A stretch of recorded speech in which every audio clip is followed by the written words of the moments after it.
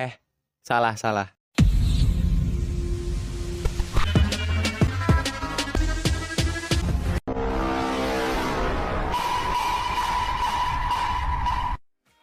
Bagi orang awam yang nggak ngikutin motorsport, Toyota mungkin hanya dipandang sebagai pabrikan remeh yang cuma jualan Innova dan Avanza. Tapi, di balik itu Toyota merupakan bank jago di balapan endurance WEC dengan mengoleksi 42 kemenangan dan 5 kali World Champion. Awal Toyota menjadi bank jago WEC ini bermula pada 38 tahun yang lalu.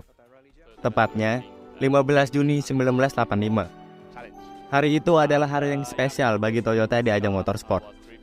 Toyota untuk pertama kalinya berpartisipasi pada Le Mans 24 Hour. Toyota menjalin kerjasama dengan DOM untuk membangun mobil yang akan wildcard Le Mans 1985. Mobil itu bernama X5C. Kedua mobil X5C masing-masing dijalankan oleh dua tim yang berbeda, yaitu Tom Toyota dan DOM Toyota. Namun, dari dua mobil itu hanya satu yang berhasil menyelesaikan balapan di posisi ke-12. Hal inilah yang menjadi halaman pertama sejarah Toyota di Le Mans 24 Hour yang berlanjut hingga saat ini.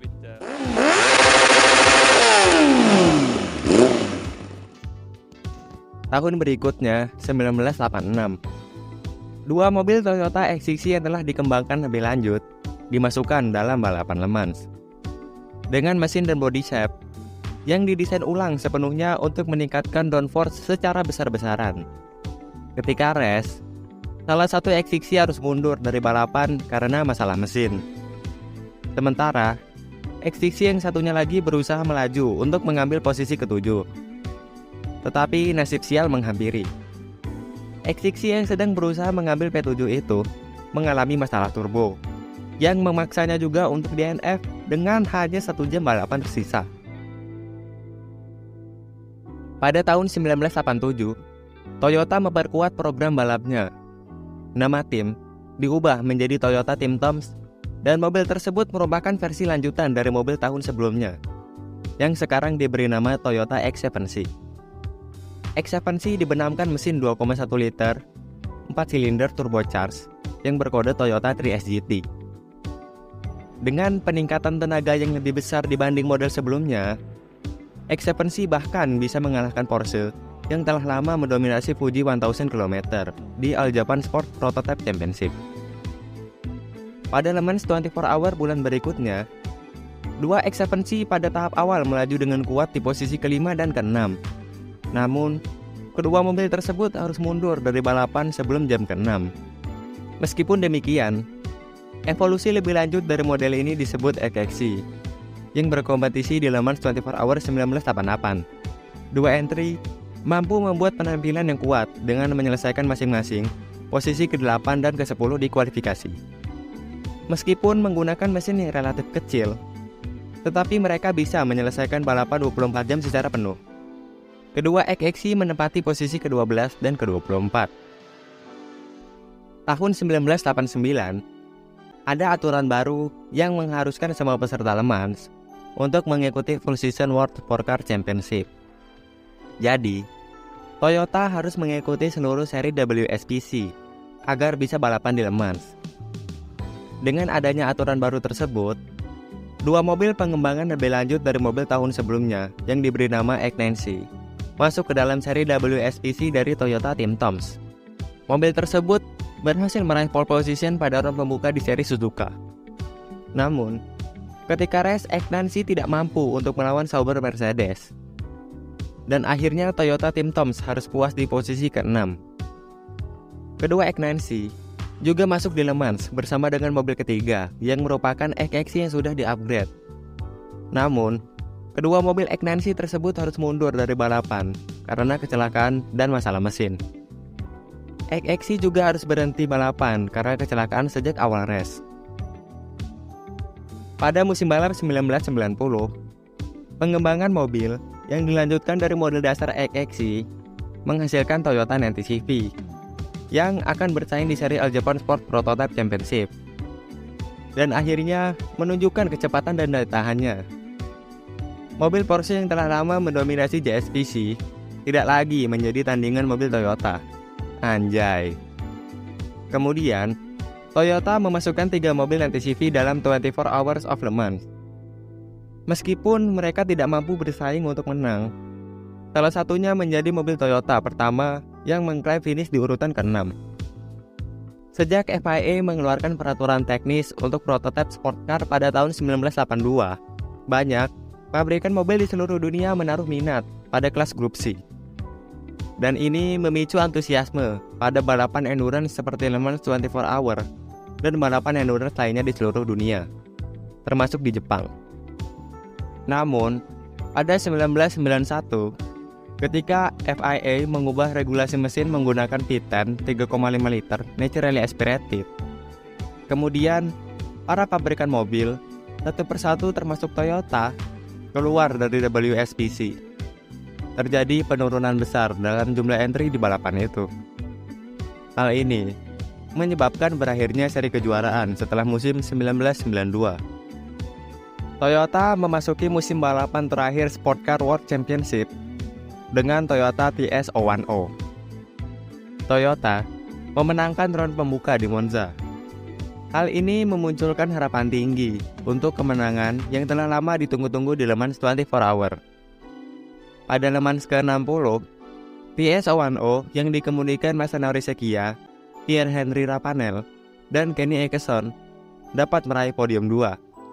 Ini adalah hasil terbaik Toyota selama 8 tahun mengikuti Le Mans 24 Hour.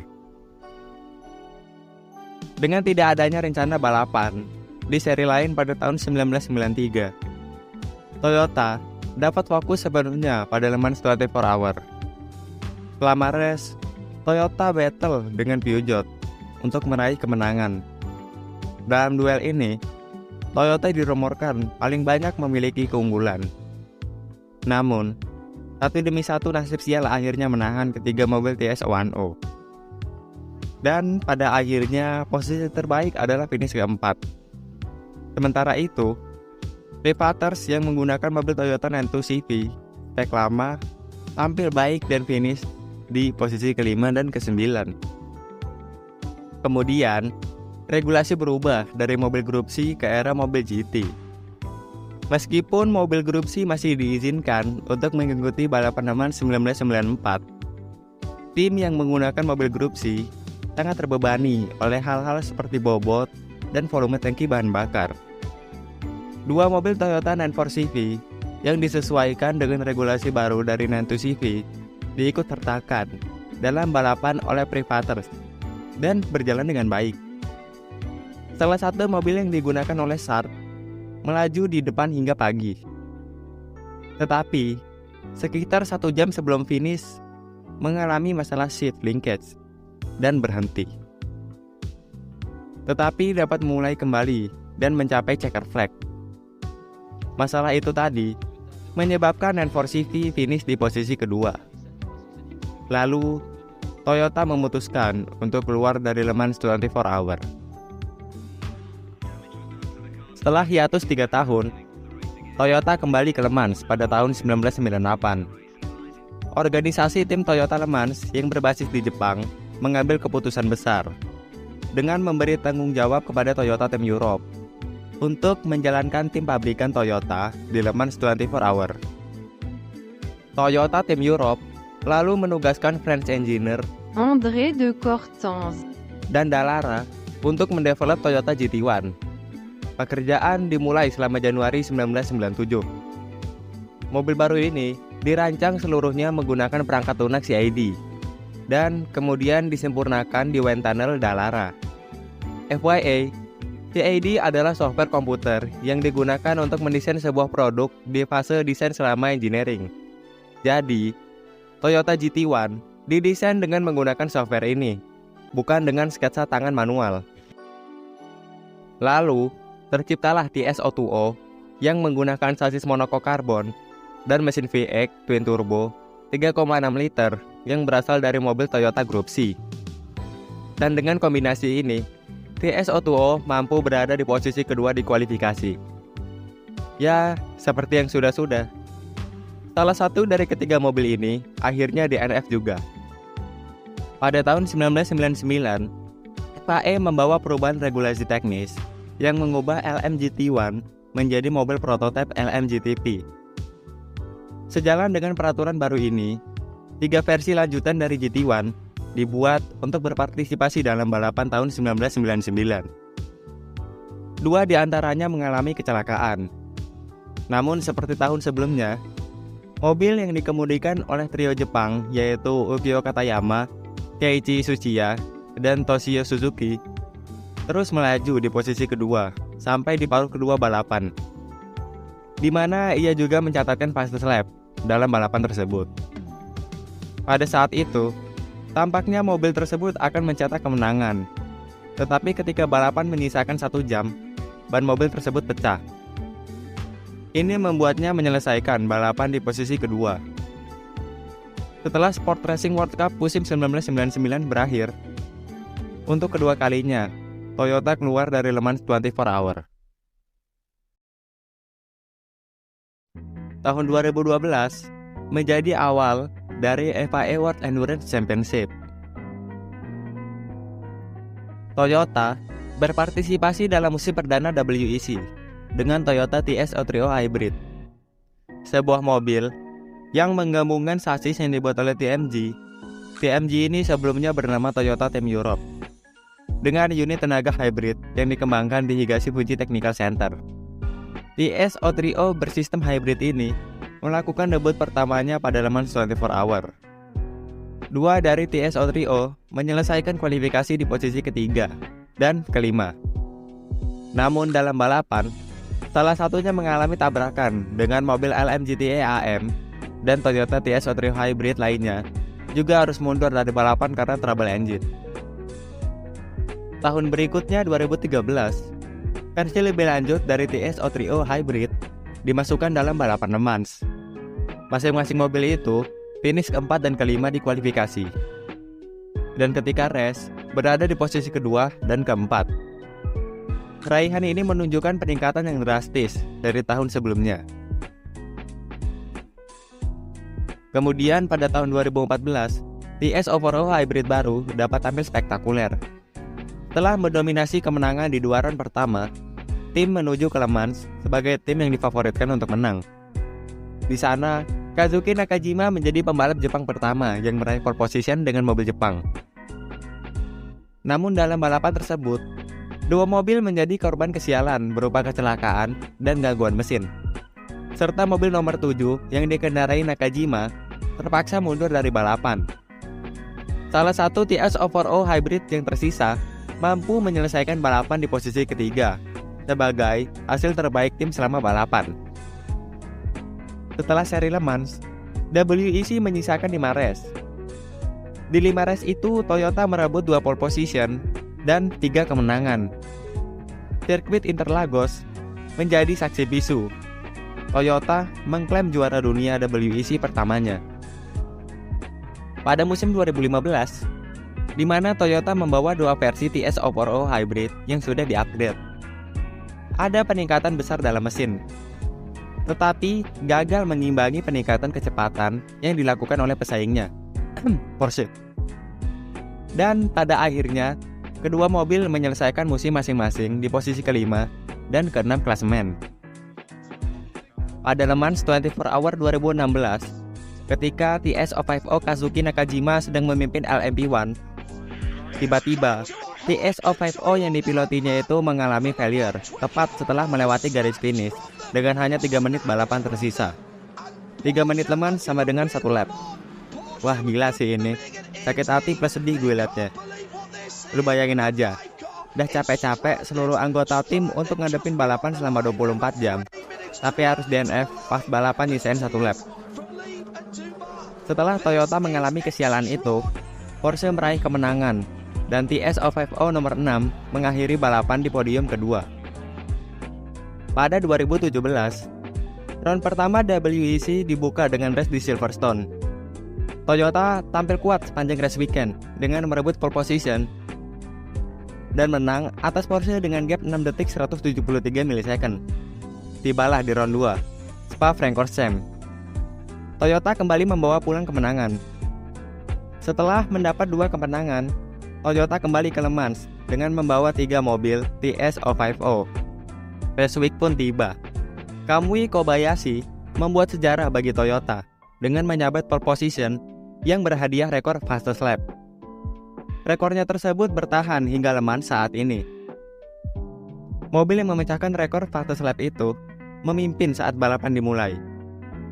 Mobil Toyota nomor 8 dan nomor 9 juga termasuk yang terdepan. Tetapi, 8 jam setelah balapan, mobil nomor 8 mengalami masalah di motor hybrid depannya.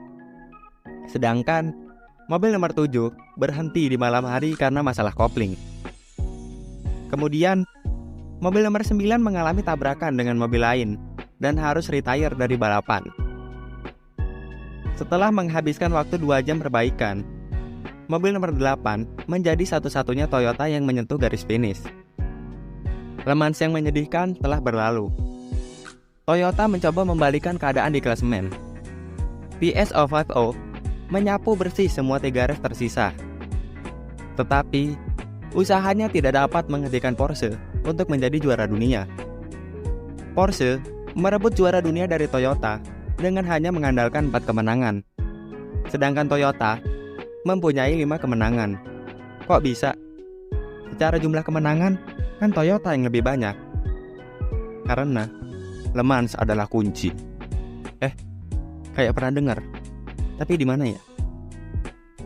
Porsche meraih kemenangan di Le Mans dan mendapat 50 poin. Ya, poin di Le Mans lebih besar dari poin di sirkuit lain. Karena itulah, para pabrikan sangat antusias ketika Ron telah tiba di seri Le Mans. Pada tahun 2018, WEC mempunyai season yang unik. FIA membuat race calendar yang menggabungkan 2 tahun sekaligus. Dan season ini diberi nama WEC 2018-2019. Balapan dimulai pada 5 Mei 2018 dan berakhir pada 16 Juni 2019. Toyota melakukan perubahan struktur pembalapnya di TS050 nomor 8. Toyota mengganti Anthony Davidson dengan Bangkomeng Fernando Alonso. Alonso pada 2018 balapan di 2 ajang sekaligus, yaitu F1 dan WEC. Dengan menerima perekrutan dari Toyota itu, sang juara dunia F1 2005 dan 2006 mendapatkan mahkota Triple Crown of Motorsport. Meski tidak ada pesaing LMP1 hybrid dari mobil lain, mobil non-hybrid saingannya telah mendapatkan keuntungan melalui perubahan regulasi. TS050 tahun ini berhasil mengurangi konsumsi BBM dengan tetap mempertahankan kecepatan yang sama. Alhasil, Toyota mendapatkan kemenangan pertamanya di Le Mans 24 Hour. Nakajima, dengan rekan satu timnya Buemi dan Alonso, dinobatkan sebagai juara dunia WEC 2018-19. Dengan merebut semua kemenangan dari 8 race yang ada, Nakajima dengan demikian menjadi juara dunia Jepang pertama World Endurance Championship. Masih sama seperti WEC season sebelumnya, WEC kali ini juga kembali menggabungkan tahun 2019 dan 2020. Dengan peraturan teknis baru yang akan diperkenalkan untuk musim berikutnya, model 2020 akan menjadi hybrid TS050 terakhir yang balapan di Le Mans 24 Hour. Keunggulan waktu atas rival non-hybrid kini hampir nihil. Mobil nomor 7 mendominasi paruh pertama balapan, tetapi mengalami masalah exhaust system setelah jam ke-12. Masalah itu pun membutuhkan waktu 30 menit untuk perbaikan. Sementara itu, mobil nomor 8 tertinggal di paruh pertama balapan karena ban bocor dan masalah lainnya. Namun, berhasil merebut kembali posisi kedua pada pertengahan balapan. TS050 nomor 8 memenangkan balapan Le Mans 3 kali berturut-turut dan membawakan Toyota gelar juara dunia WEC 2019-2020. Dominasi Toyota masih berlanjut dengan kelas baru WEC 2021, yaitu Le Mans Hypercar. GR010 Hypercar adalah satu-satunya mobil pertama yang menerapkan regulasi Hypercar. Dengan Hypercar baru ini, Toyota makin melunjak dengan kedua kalinya menyapu bersih semua race yang ada di kalender dan menjadi juara dunia WEC 2021 sampai WEC 2022. Sebenarnya, apa sih yang menyebabkan Toyota bisa menguasai ajang WEC? Alasannya, karena Toyota tidak mempunyai kompetitor dari pabrikan besar. Volkswagen menarik mundur dua mereknya dengan waktu yang berdekatan, yaitu Audi keluar pada tahun 2017 dan Porsche keluar setahun berikutnya. Walaupun sekarang di hypercar ada Ferrari, Porsche, Cadillac, dan Peugeot sebagai pabrikan besar, tetapi mereka belum bisa menghentikan dominasi Toyota. Ya, itu semua karena mereka masih memiliki track record dan pengalaman yang minim di kelas baru hypercar. Semoga dengan kedatangan BMW di hypercar 2024 dapat merubah jalannya dominasi GR10. Sekian dari gue di video kali ini.